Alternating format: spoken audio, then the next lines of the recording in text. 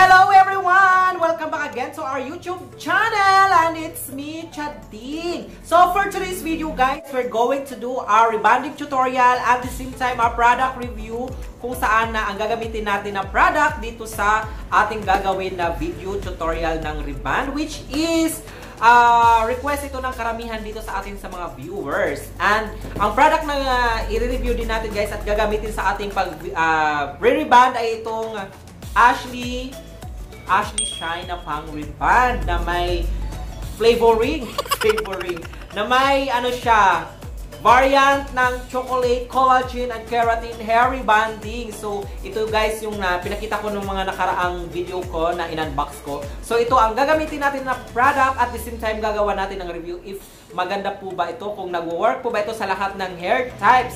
So abangan nyo guys dito sa ating video na ito. And before that guys, if you're not yet subscribed to my channel, please don't forget to subscribe and hit the notification bell beside that, and so that you will be notified every time we have a new video na i-upload. Ayan. Disclaimer guys, this product is not sponsored by Ashley Shine or any company name na babanggitin ko or binanggit ko dito sa ating video na ito. And disclaimer also guys, kung ano man ang aking uri ng pag-re-rebond, this is the way I do rebonding, and kung may other way kayo ng pag-re-rebond at kung nag-work naman po sa inyo, that's okay. At ito nga po guys ang product na gagamitin natin dito sa pag-re-rebond dito sa video ito. And by the way guys, nabili ko ang product na ito na Ashley Shine sa Shopee. Around 480 pesos kasama na po ang kanyang shipping fee. So, meron siyang variant na chocolate, collagen, and keratin. Ito po ang kanyang variant ng Ashley Shine.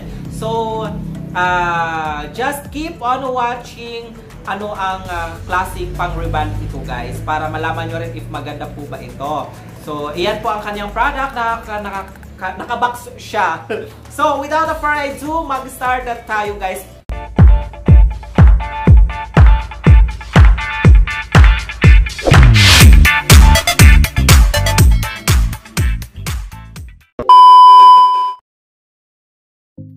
So, this is the client that we're going to do a rebond using the Ashley Shine Chocolate Collagen na pang rebond. So, ang status ng kanyang hair guys, dry, buhaghag at medyo manipis ang hibla ng kanyang buhok. So, before tayo mag-apply, ipapakita ko muna sa inyo ang laman ng pang-rebond na ito na Ashley Shine. So, this is the product guys. Naka-box siya, naka-plastic. So, ayan po yung laman niya, dalawa. Yung letter A, syempre, yung rebonding cream A niya. Then, of course, yung letter B nandun pa sa loob. So, ilalagay po natin siya dyan sa bowl. So, look at the product, guys. Oh my God! I really amazing with this product. As in, chocolate talaga siya. At alam nyo ba, guys, ang amoy niya is chocolate talaga. As in, na-scent ko talaga yung amoy ng chocolate, which is very nice dahil hindi siya ganun kabaho. As in, dahil maamoy mo talaga ang scent ng chocolate. So, after natin guys, malaman ang status ng hair ng ating client, shampoohin po natin. But this moment guys, na-shampoo na siya at na-blower. So, diretso na tayo sa pag-a-apply ng rebonding cream number 1. Ayan, nag-a-apply na tayo guys dito sa buhok ng ating client. At napansin ko sa product na ito na Ashley Shine na chocolate, oh my God, very smooth at saka napakadulas ng kanyang product. Nung ina-apply ko siya sa buhok, ang bilis niyang, ang ganda niya i-apply dahil hindi siya ganun ka hindi siya ganun ka tigas i-apply, as in ang smooth niya i-apply sa buhok. At the same time, hindi ako masyadong nabahuan sa kanyang amoy dahil masisent mo talaga yung scent ng chocolate. Para tayo talaga nag-a-apply ng Nutella, as in parang ganun yung aking feeling dito sa gamot na ito, which is very nice dahil hindi siya ganun kaamoy. Siya nga pala guys, this product na pang-rebond ng Ashley Shine is ammonia free, which is very nice din, lalong-lalo na doon sa mga medyo sensitive yung mga skin dahil ammonia free ang gamot na ito.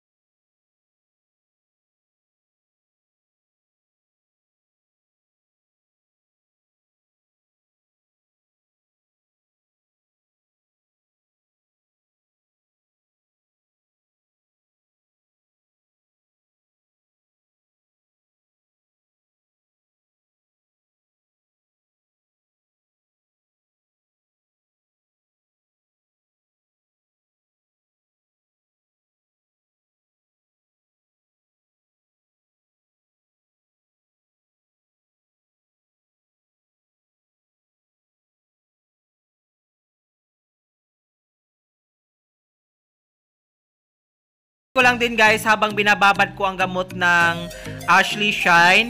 Within 30 minutes, medyo natutuyo po ang buhok ng natutuyo po yung gamot sa buhok ng ating client, which is hindi ko rin yung gusto, pero let's find out pa rin kung maganda kahit natutuyo ang gamot. So after 30 minutes, medyo natuyo nga siya. Ayan, kung mapapansin nyo, tuyo yung gamot. So gagawa po tayo ng knot test.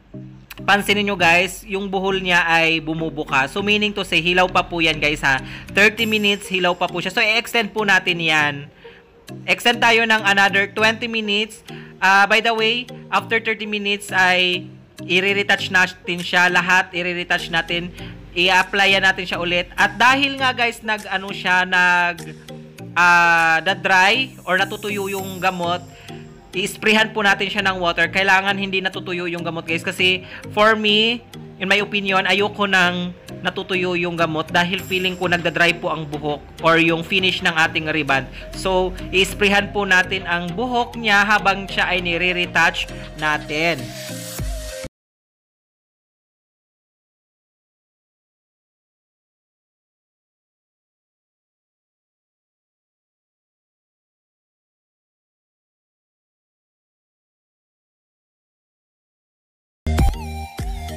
So dito na-retouch ko na siya at na-sprayan ko na rin siya ng water. As you can see, medyo na siya, creamy na rin ulit. So after 30 minutes, then extend ulit ng another 30 minutes. So naging 1 hour siya. After 1 hour guys, binanlawan ko na rin siya. Banlaw lang ang gagawin natin guys. Wala po tayong gagawin na iba. Wala tayong ilalagay na shampoo or conditioner, kundi babanlawan lang po natin maigi. Tanggalin lahat ng mga excess na mga product ng pang-reband. So, napansin ko agad dito guys, nung nabanlawan, oh my God, ang ganda na niya. Makintab na agad yung buhok ng ating client. Kanina, medyo dry ang hair ng ating client. So, napansin ko agad dito nung pagkabanlaw, ang lambot na ng kanyang hair. Then, nag-shiny na siya. Though hindi agad siya nag-straight, pero mapapansin mo na kumintab na agad ang kanyang hair. Nawala na agad yung dryness niya.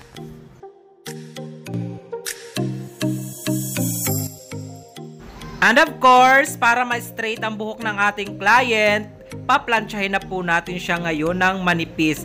At habang pinaplansya ko siya, ang ganda niya talaga dahil smooth niya plansyahin, ang bilis niyang plansyahin, mabilis siyang maunat. Kailangan lang talaga guys maluto ang kanyang hair sa gamot.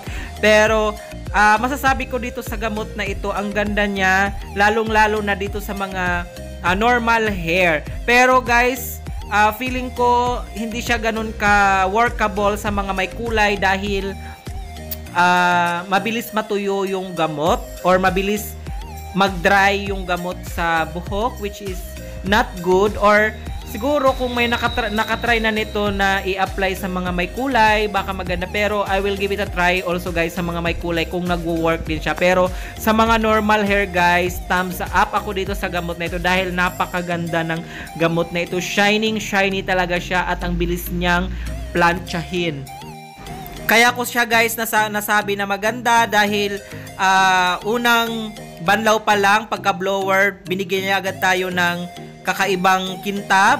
At nung pinaplansya ko siya ay ang smooth niya at makintab na makintab talaga siya. So masasabi kong maganda ang product na ito. Hindi pa man tayo natatapos mag-reband dito, makikita ko na yung future ng kanyang hair na lalabas siyang maganda talaga ang result. And of course guys, disclaimer, hindi pa rin po tayo pwedeng mag-rely sa gamot na ito. Kahit sabihin ko na maganda ang gamot na ito, kung hindi rin po tayo ganun ka runong mag-analyze ng buhok, hindi po magwo-work ang gamot na ito. So, kailangan bago tayo mag-apply, i-analyze muna natin ang status ng hair, kung ano ang pwedeng nating gawin bago natin siyang i-reband o applyan ng kahit anong brand ng pang-reband.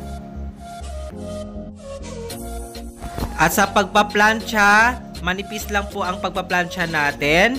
Then, wag po natin mamadaliin ang pagpaplansya dahil dito sa pagpaplansya nakasalalay din ang magandang resulta. Kasi kung hindi maganda ang pagkakaplansya, magiging pangit din po ang ating reband. So, dahil ang kanyang hair ay medyo manipis ang strands, although normal hair to, kaso nga lang ang strands ng hair niya is manipis, ginamitan ko lang siya guys ng 200 degrees Celsius. Huwag na tayo mag-extend ng sobrang init dahil hindi rin magiging maganda ang finish ng kanyang hair. Mangunguluntoy siya pag sobrang init na plancha ang gagamitin natin sa kanya. So, dapat tamang-tama lang. So, kailangan din natin guys mag-analyze pag tayo ay magpa-plancha. Hindi yung plancha lang tayo ng plancha kahit sabihin na, oh, ang ganda ng plancha dahil sobrang init niya. No, hindi po rin nagwo-workout pag sobrang init ng ating plancha. Tips ko pala guys sa pagpa-plancha, pag nasa tuktok, wag nyo munang masyadong i-press para hindi mabali yung buhok or hindi magkaroon ng bewang. Pag yan ay tumubo na ang kanyang buhok, dapat marahan lang pag nasa tuktok lang. Saka natin siya i-press pag medyo lumayo na ng konti, mga 1 inch away from the scalp. Saka natin i-press ng i-press ang plancha. Pag nasa tuktok lang guys, huwag natin masyadong i-press para hindi magkaroon ng bewang pag tumubo na ang buhok. So ito na guys yung kanyang number 2 o yung letter B ng pang-reband. Napansin ko lang din, same lang din siya sa other brand na neutralizer, yung color white. Akala ko magiging chocolate pa rin siya, pero napansin ko rin dito na very smooth din ang neutralizer niya, which is very nice din dahil napakabilis niyang i-apply. Hindi siya ganun ka nagbubuo-buo or hindi ganun ka creamy ang kanyang neutralizer, which is very nice guys, kasi pag sobrang concentrated yung neutralizer, hindi ako nagagandahan dahil medyo natutuyo din sa buhok lalo na pag na-plancha. Pero dito sa kanyang neutralizer, napakaganda rin ng kanyang neutralizer dahil napaka-smooth niya i-apply. Medyo ano siya, hindi ganun ka-concentrated at mabango din ang kanyang neutralizer. Syempre, sa pag-a-apply, wag po natin tipirin yung neutralizer dahil ang neutralizer ang magla-lock-in ng kanyang streakiness. Pag ito ay ating tinipid, maaring hindi maganda ang result ng ating pagre-reband. Much better guys na wag natin siyang tipirin para hindi tayo mag-ulit ng kanyang pagpa-process sa pag-re-reband. I-make sure na lang po natin na ibigay natin yung best sa ating client.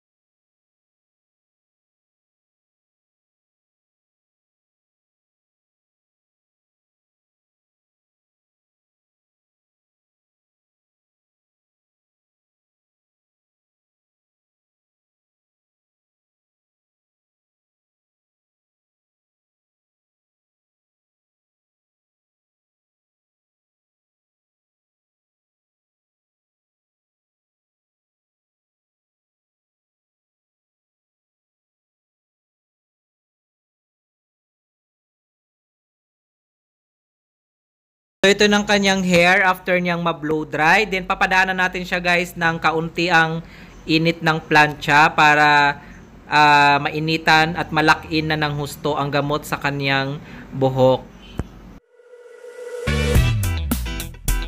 Yeah. Bring you home. Yeah, come on. 특별했던 나를 와빠끼게 한 건 너. 나를 거울 앞에서 세상이게 만들어버린 너.